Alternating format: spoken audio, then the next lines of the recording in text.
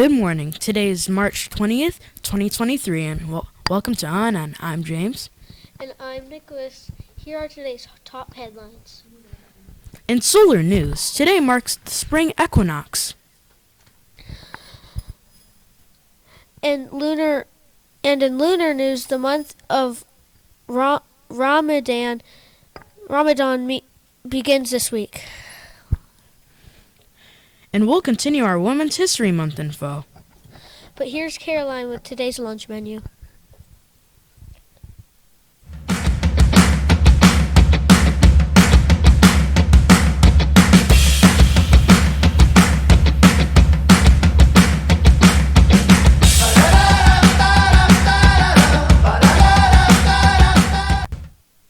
Good morning, I'm Caroline, and here's today's lunch menu. Today we're having a Charleston chicken sandwich with Doritos and baked beans. Or have a brunch kit. Be sure to pick up your fresh fruit, veggies, and milk. Don't forget you can also choose a salad if you like. Back to you, James.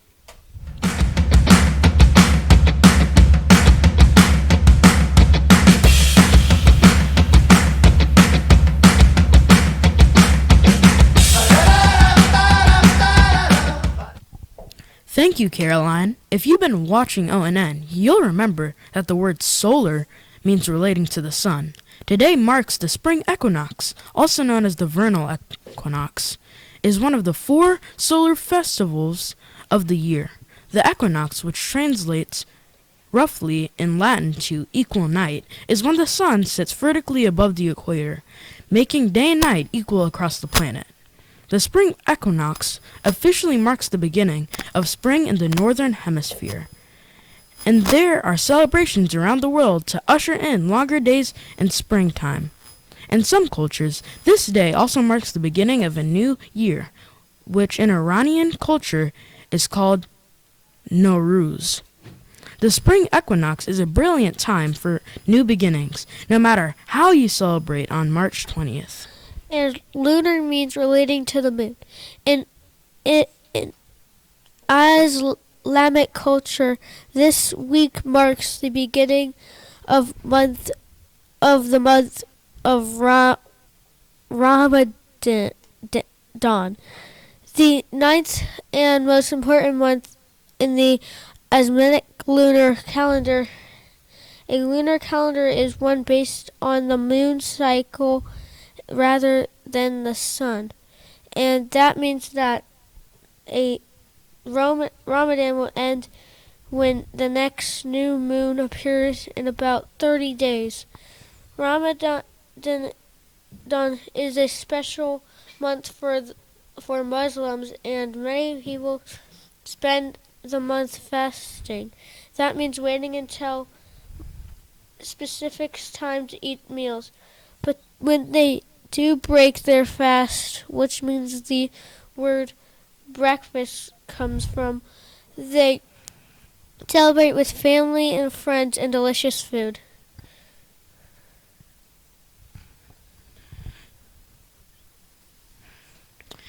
Ramadan Mubarak. And now to Cameron with today's weather.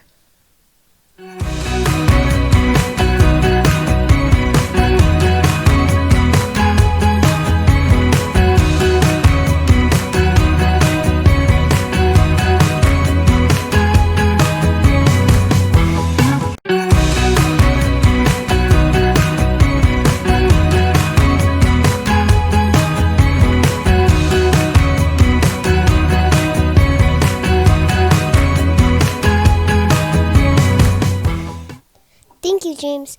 Some beautiful weather to kick off our work and school week. Sunshine starts our week with highs from the 60s on Monday and Tuesday into the low mid 80s by the end of the week. Today will be mostly sunny with a high of 58 and a low 39. Now it's time for special segments. Up next on O&M.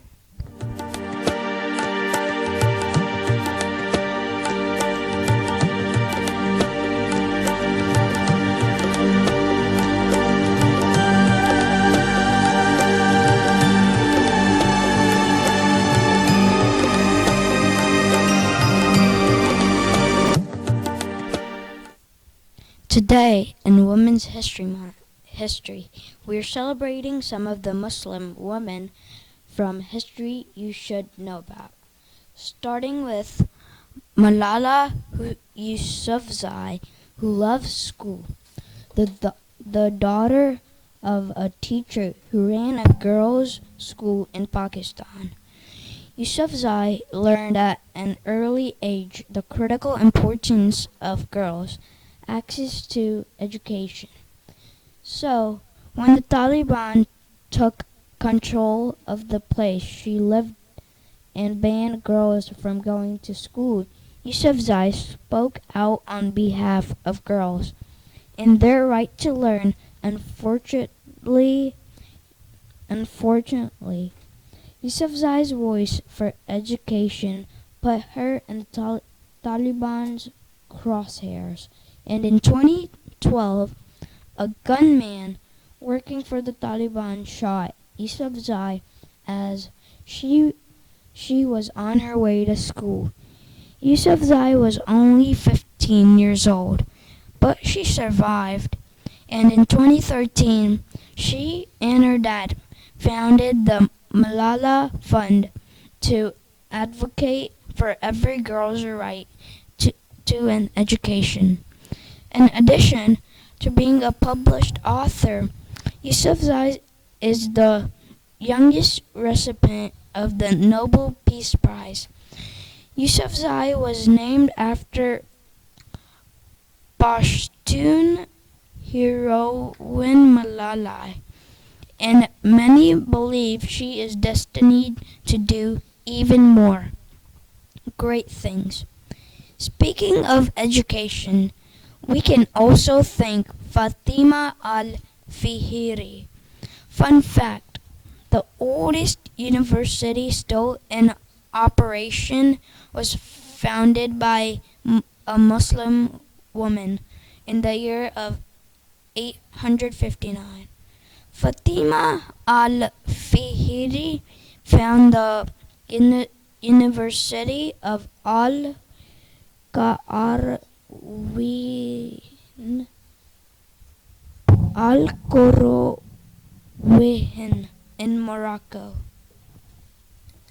The special institution began as a mosque, but soon expanding into a full-service university. In fact, it has educated hundreds of thousands of students across countries. It was the first institution of its kind to ever award degrees. In medieval times, the University of Al-Qarawiyyin played an important role in the cultural exchange and transfer of knowledge between Muslims and Europeans. And for extra credit, the Al-Qarawiyyin Library still stands as the oldest in the world and houses Islam's most valuable manuscripts.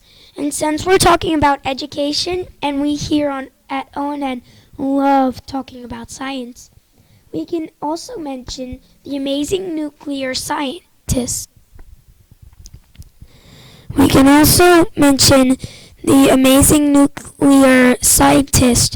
Samira Musa. Born in 1917, Samira Musa was such a nuclear whiz that while in the United States on a scholarship, she became the first U.S. non-citizen to tour American atomic energy facilities, which caused quite the stir. Musa believed medical use of nuclear technology was the wave of the future, and she wanted to make it accessible. She famously said, "I'll make nuclear treatments as available and as cheap as aspirin." But she wanted to protect against nuclear hazards too, so she organized the International Atomic Energy for Peace Conference and invited prominent scientists to brainstorm solutions. Ramadan Mubarak to all of these amazing women from history.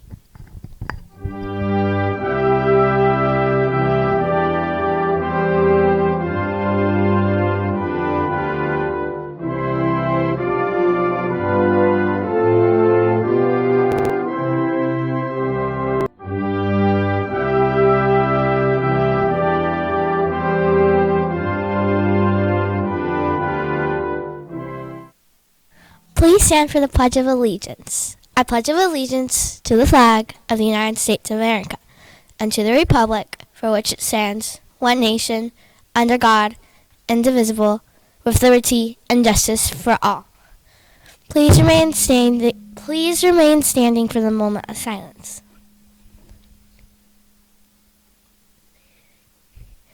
Thank you. You may be seated. Today's birthdays are Bets and K.A., Caleb O and 1S, and Shaquan and 4D. Happy birthday. Come to the library to get your birthday pencil.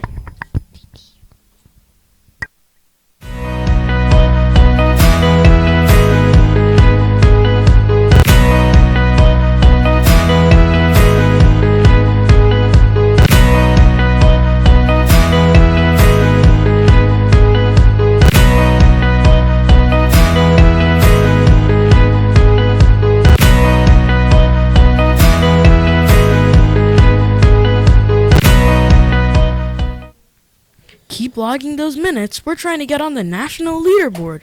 Teachers keep giving out Caught You Reading tickets all March long. Orcas, place your reading tickets in the temporary golden apple box to enter a drawing for free books from the book fair. I'm Nicholas for O&N. Have a wonderful day. And I'm James for INN. Have a wonderful day.